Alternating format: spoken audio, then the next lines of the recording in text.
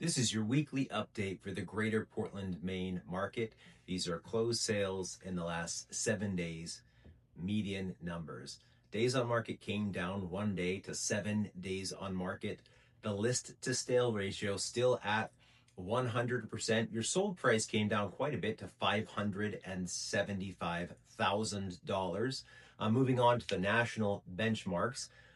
Interest rates went up a little bit to 6.49%, so unfortunately trending in the wrong direction, and inflation still at 4.2%. We did get some new Case-Shiller year-over-year appreciation numbers, and we're at 2.7%, so still not the 4 that we'd like to see as a trend line, but not 0 anymore.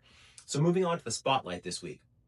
The spotlight is about things sellers do and don't know and how that can affect or should affect their decision when thinking about selling. So the things that we know are the numbers that we just went over. We have tons of answers to inventory questions. So what is the inventory? What is the supply? Days on market, the sale to list ratio, the number of new listings, the days on market for closed sales. All of that is about inventory, supply. We have plenty of information about it, right?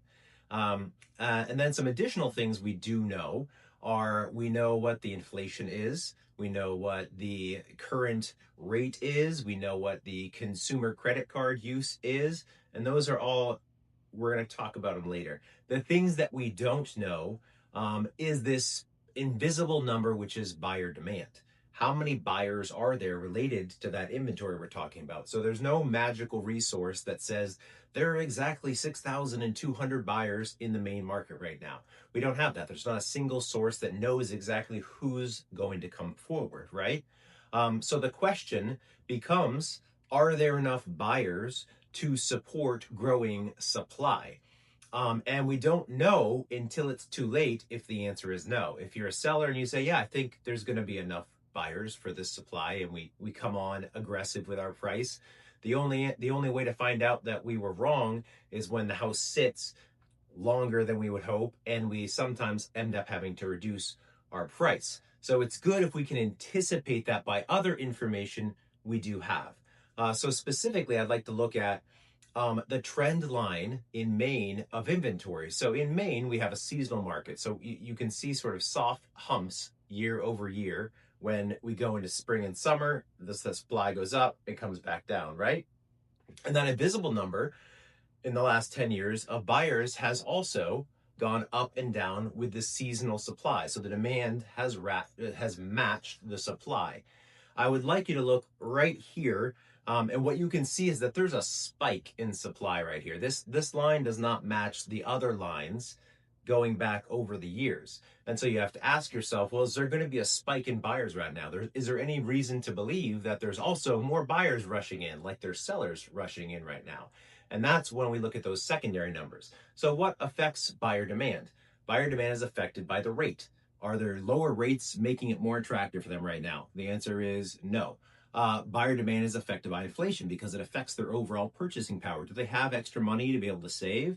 The answer is, of course, no right now. Inflation is on the rise. Buyer demand is affected by consumer debt. Are buyers carrying more consumer debt right now? Therefore, already their buyer powering is lower. The answer is yes. So these other factors tell us that there's no reason to believe that there would be a spike in buyer demand right now, but we can already see there's a spike in supply. So I would put a big caution sign up right now if I was selling, and I would say we don't see it yet. We're still in a balanced market, but this indicator right here of a spike in supply and no reason to believe there's a spike in demand at the same time means that probably eventually supply is going to outpace demand. So if I was listing right now, I would be conservative about how long I think I'm going to be on the market. It might be longer than I'd hope. And I'd be really conservative about pricing competitively because I don't want to find out the hard way that the buyers are not there to meet the demand. And I want my house to be the most attractive in price and condition if there is too much supply.